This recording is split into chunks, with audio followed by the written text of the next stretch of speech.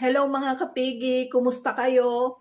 For today's video ay ituturo ko sa inyo step by step kung paano mag-send ng pera sa bank account gamit ang GCash natin sa Pilipinas. So ayan mga kapigi, so punta lang tayo sa mismong GCash account natin. And then click natin yung send. Ayan, click natin yan. And then, click natin yung transfer. Ayan, yung dito sa baba. Ayan. And then, kung anong bangko ba yung pagsesendan nyo ng pera. So, sample, BDO. And then, meron dyan yung amount, yung account name, account number. Ayan. So, kailangan nating fill upan yung mga yan.